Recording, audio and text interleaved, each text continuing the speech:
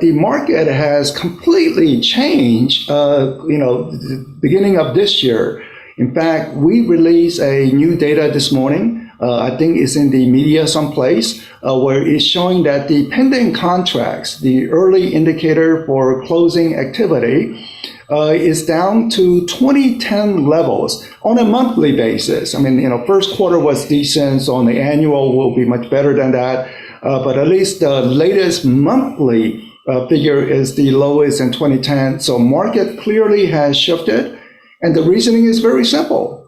The number of potential buyers who are able to get a mortgage is shrinking and shrinking with rising mortgage rates. So that has really began to impact the market condition. At the same time, difficult condition for people in the business. We know that there are some layoffs already occurring in the mortgage brokerage industries. Home builders are very cautious about the situation. They don't want to lay off their construction workers because they have faced a worker shortage, but at the same time, they're unsure about the future outlook. So we are in this uncertain moment. So what can we anticipate for the remainder of the year and certainly going into next year?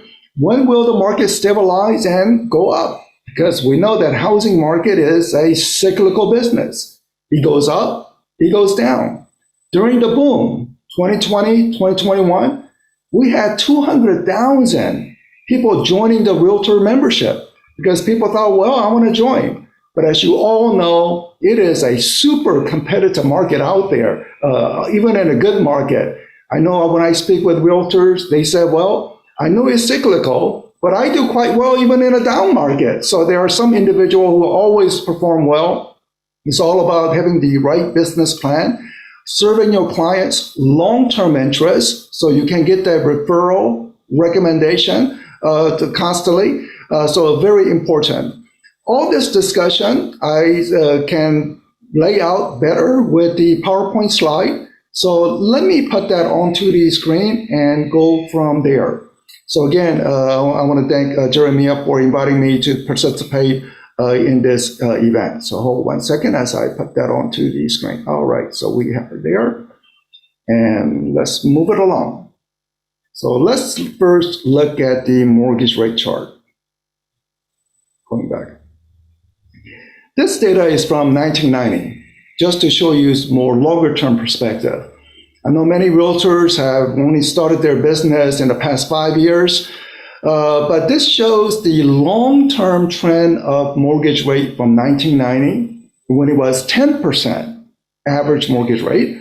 And then, as with many financial market variables, it goes up, it goes down.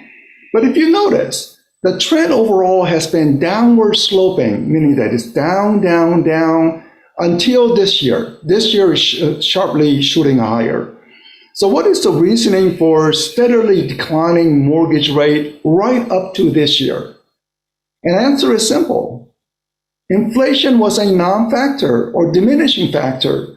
So when inflation rate is well under control, that means the lenders, mortgage lenders said, okay, I will lend you the money, and the money that is returned to me would have retained their value along with interest for profit.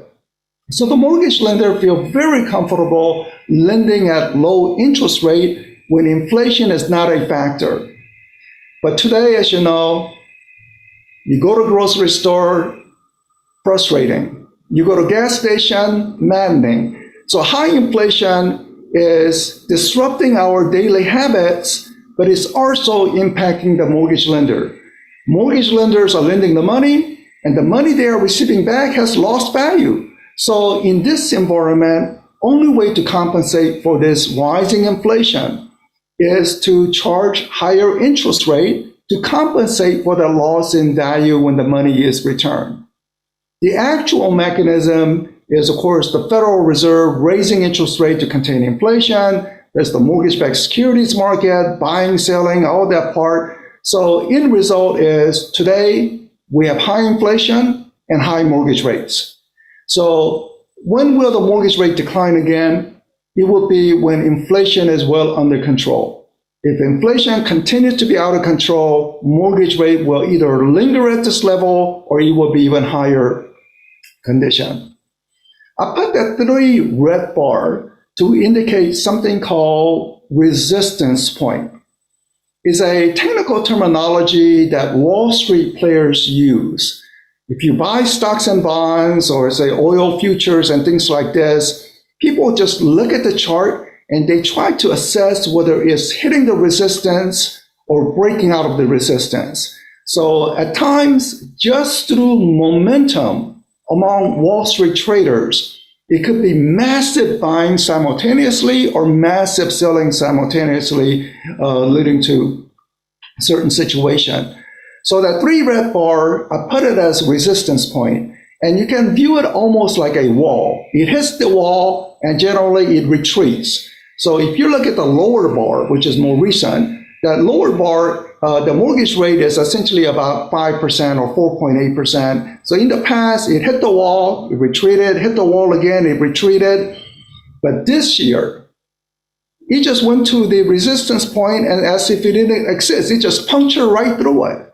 So once it is punctured, once the wall is broken, it makes a big gain until the next resistance point. Not a small gain, but a big gain. And we are at that critical juncture. We are at that second resistance point, we're at essentially at 7% mortgage rates. If the 7% mortgage rate breaks down, the wall breaks down, then one is looking at the next level, which is 8.5% mortgage rate, something that we don't want to see, but that's a possibility if the wall breaks down. I hope it holds, because if it holds, what it means is that mortgage rate may actually go down again, maybe to 6.5%. So that's a possibility before going back up to 7% to test the wall again. But 7% could be the new normal rate with possibility of some brief period when the mortgage rate could be at 6.5%. So critical juncture, watch carefully as to what's going to happen. Right now, it's just battling it out. Buyers and sellers of mortgage-backed securities. Do you hold it at the wall or does the wall break down? So we are at this critical juncture.